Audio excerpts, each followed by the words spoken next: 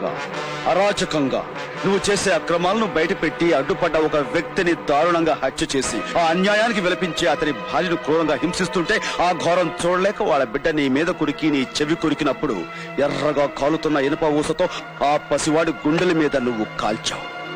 గుర్తుందా?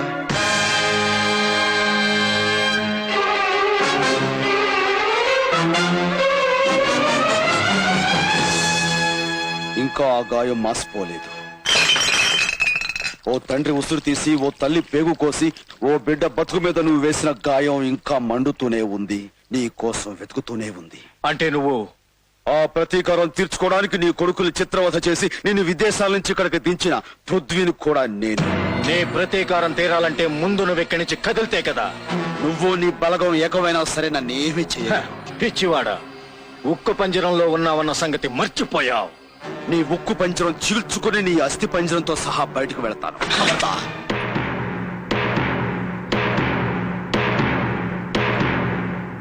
ఏ ఆగిపోయావు? చంపు, చంపు. నువ్వు చంపలేవు, ఎందుకంటే నన్ను కాల్చిన మరుక్షణంలో నువ్వు చస్తావు. ఒక్క బుల్లెట్ నన్ను గాయపరిచే లోపల 10 బుల్లెట్లు నీ శరీరాన్ని తూట్లు తూట్లు చేస్తాయి. నేను మరణం చచ్చిన మనిషినిరా, కానీ నువ్వు డబ్బు మీద వ్యామోహంతో, బిడ్డల మీద ప్రేమతో, చావంటే భయంతో, ప్రాణం మీద తీపితో బతుకుతున్న వీధి కుక్కవి. భయపడకు, నిన్నిప్పుడే చంపను. నువ్వంత సునాయాసంగా సుఖంగా చావటం నాకు ఇష్టం లేదు. బతుకు నీకు నరకం కావాలి, గడిచే ప్రతి రోజు నీకు ప్రాణాంతకం కావాలి, నడిచే ప్రతి క్షణం నీకు యమగండం కావాలి. నిప్పుకి నీళ్ళకి మధ్య పడి సగం కాలిన శవంలా నువ్వు చావుకి బతుక్కి మధ్య నలగలేక కుళ్ళి కుళ్ళి చావాలి. అందుకే నిన్ను వదిలేస్తున్నాను.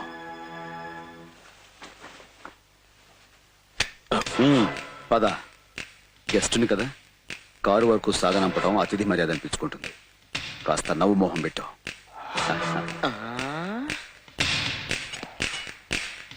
అతిథి మర్యాద. నువ్వు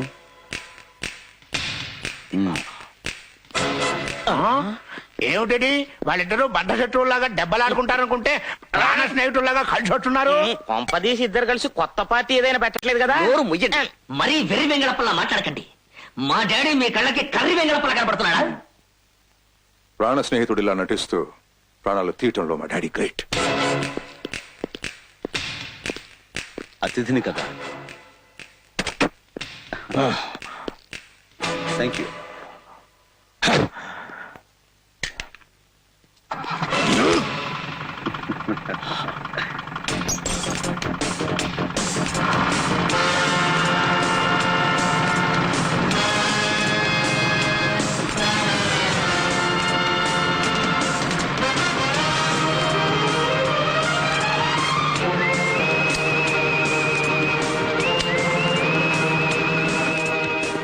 ఎస్ సార్, మీరు నా మీద పెట్టి ఈ బాధ్యతను స్వీకరించి ఈ సిటీలో ఉన్న రౌడీల్ని, గూండాల్ని నామరూపాలు లేకుండా చేస్తాను. స్వామి, డాన్స్ పాఠాలు నేర్పడానికి ఈ ఊరు వచ్చి నాగమణి దగ్గర ప్రేమ పాఠాలు నేర్చుకుంటున్నాను. ఈ దయ వలన నా కథ సుఖాంతం కావాలి సుమి.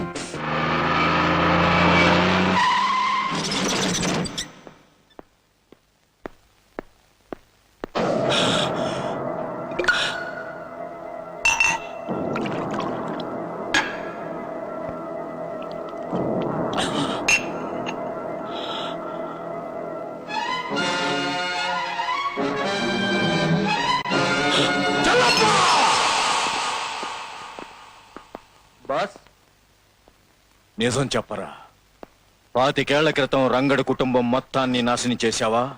మొత్తాన్ని మంటల్లో కాల్చేశాను బాస్. అప్పుడు అందరూ చచ్చారా?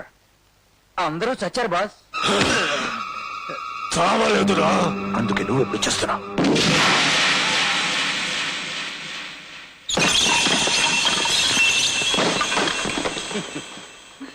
రే పాల్పరాగ్, మన చెల్లప్పను చంపేశారా? వాడి బాడీ ఇక్కడ, ఆత్మ ఎక్కడో. ఏంట్రా ఇది? అదే నన్ను కాపు చేయకు, పనికి వాళ్ళ పిలక. అపరా, వెళ్ళిన పని ఏమైంది? వాడు ఎంత చెప్పినా వింటలేదు సార్. అలాగా? నో పార్కింగ్ ప్లేస్ లో కారు పెట్టానండి, దయచేసి తీసేయండి సార్.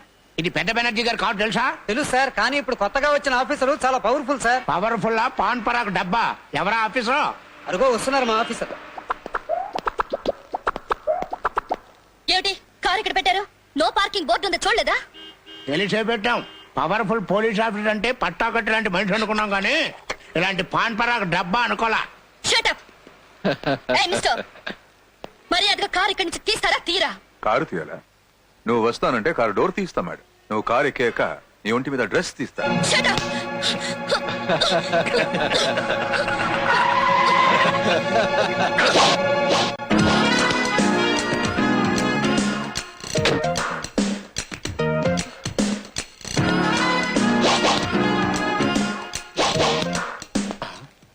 సారు, ఆ ఫేస్ ఎక్కడో చూసినట్లేదు. లాఠీతో ఆడుకుంటున్నావు. లాఠీ పవర్ ఏంటో నీకు తెలిసినట్లేదు. మర్యాదగా కారు తీస్తావా లేక లాఠీ పవర్ ఏంటో చూపించమంటావా? తీ కార్. మిస్టర్, మేమెవరో తెలిసే మాట్లాడుతున్నావా? తెలుసు. పెద్ద బెనర్జీ అని పేరు పెట్టుకున్న పెద్ద గోండావి నువ్వు, చిన్న బెనర్జీ అని పేరు పెట్టుకున్న చిన్న ఆకురౌడి వీడు, నీ కొడుకు. కమాన్.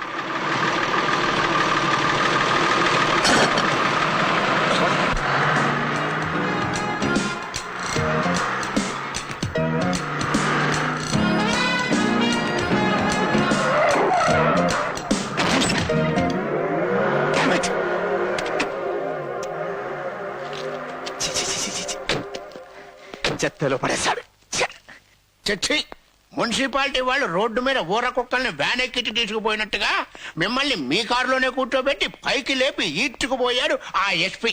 మొన్నటికి మొన్న మన పార్టీకే వచ్చి మాండ్రి ముందు మెడ మీద తుపాకీ పెట్టి పెంపుడు కుక్కలాగా తన కారులాగా ఈడ్చుకుపోయాడు ఈ పృథ్వీ.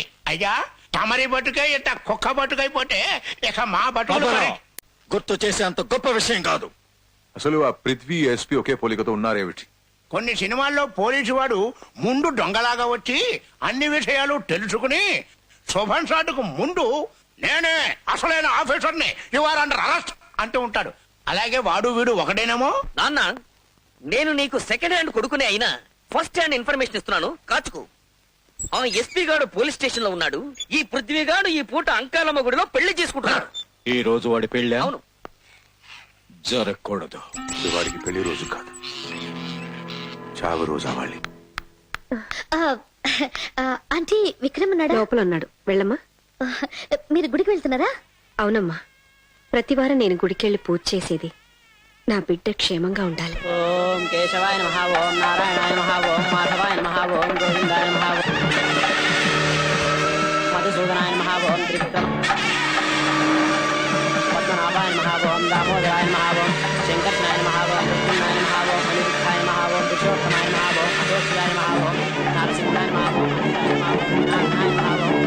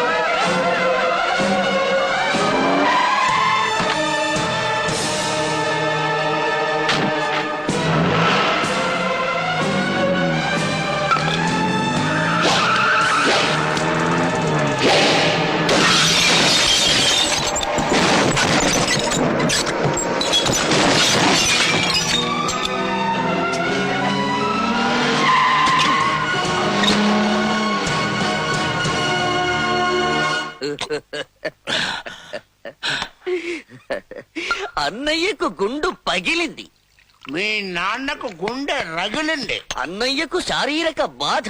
మీ నాన్నకు మానసిక వ్యధ. అందుకే డాక్టర్ రామ్మూర్తి అన్నయ్యకు మందిస్తున్నాడు. అందుకే రౌడీ రాముడు మీ నాన్నకి మందు పోస్తున్నాడు. ఇంతమంది బాధలకు కారణమైన ఆ పృథ్వీగాడి పరిస్థితి ఏమిటో? ఏముంది, ఏ బాధ లేకుండా పెళ్ళైపోయింది. చిలక లాంటి ఆ పిల్ల దగ్గరికి శోభనం పేరుతో చేరుతూ ఉంటాడు. శోభనమ్మా ఆ, చిలకతోనా?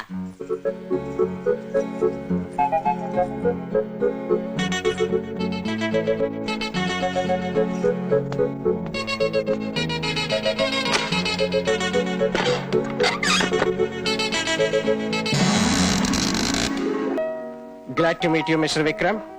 నీ సిన్సియారిటీ డైనమిజం గురించి ఐజీ గారు చెప్తే విన్నాను. Thank you sir. నిన్ను ప్రత్యేకంగా అసమ్మతికి అండగా ఉన్న రౌడీల మీద కన్నేయడానికే నిన్ను ఇక్కడ పిలిపించారు.